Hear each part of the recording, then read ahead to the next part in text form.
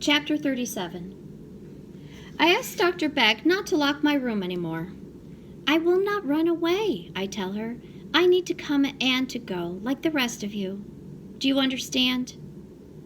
Dr. Beck stares at me. For a moment she sees me, not as a subject for her research. She really sees me, and then the open eyes shut again, but maybe not all the way. And the classroom, too, I say, and the front door. No more locked doors, Dr. Beck. She explains to me about how her money from the government, how the government has rules she must follow, how her job is to protect me, to keep me safe. Mila, it has to be this way. She reminds me about the time I swam in the night river and how sick that made me.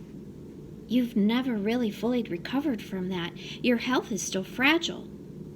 She talks about gentle Mr. Arredondo, who refuses to clean the floor outside my room. What would he say?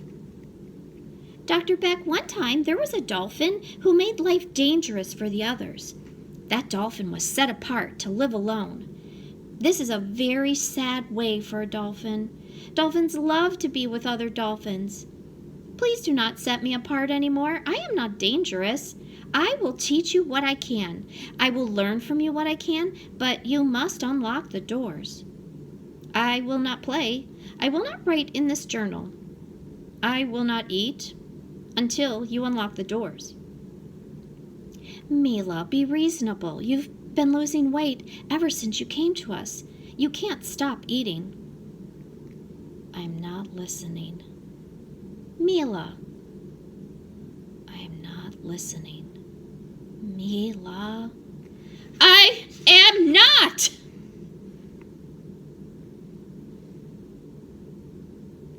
Chapter 38. This morning, after 9 days, I eat again. I speak again. I write in my journal again. This morning, I leave my bed and sit in the chair by the open window. This morning, Dr. Beck said, yes, I will unlock the door. I ask to take the needle out of my arm, and Sandy brings me a little food from the kitchen. Dr. Beck says, Mila, I'm sorry it took so long. I put your case forward every day. Even now, they only gave permission to unlock your bedroom door. The door to the outside must still be locked. That was the best I could do. But you can go out any time you like. You need only ask. Only remember, if anything happens to you, Mila, the government will never forgive me. Justin says, way to go, Mila. I have trouble remembering all the days when I did not eat. I remember like a dream. Shay came, and Justin, and Sandy played the videos of all my television stories and progress reports. I saw the wild girl with the curtain of salt crest hair and the frightened eyes. I saw the eager girl with her hair cut, wearing clothes, struggling with words and cards and computers. I saw the girl who sat at a desk, drew pictures, played 3 notes on the recorder. The girl who looked almost human, acted almost human. Mr. Arredondo is not afraid of me anymore. He looked through the window in my door each night. And last night, he came inside my room, standing opposite Dr. Beck. He came all the way into my room and stared down at me where they had me tied to the bed so I wouldn't rip out the feeding tube.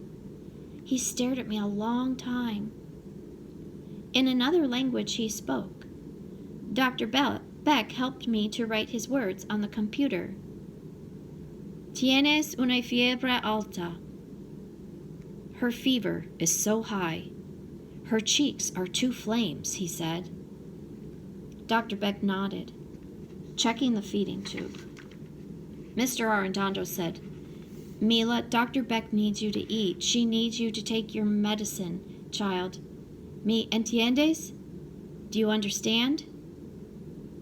His words, his voice, made me think of another time, another place. I remembered an old man who carried me on his shoulders and told me stories of Africa, a good man who smelled like the earth. I whispered. Mr. Arrendando's hand shook as he touched the top of my head. He had no more fear, only sadness, great sadness, as he stared down at me. Dr. Beck's mouth opened. "What did you say, Mila?" I looked at the old man with his lined face and his kind eyes. "Abuelo," I said. Grandfather. Chapter 39. I am very weak sitting in this chair, too weak to leave the room that is no longer locked. I can change my computer from Spanish to English, English to Spanish. I call up the picture of grandfather and remember my own abuelo.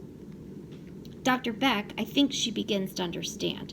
My smile is my own. It is something I give freely because I want to give it. I am someone, the girl they call Mila behind the smile. I think they begin to see. I think they begin to see me. Several of the doctors on the team have gone away. The two-way mirror is closed now behind curtains. But Dr. Beck is still so determined to learn dolphin talk. It is all she asks about now.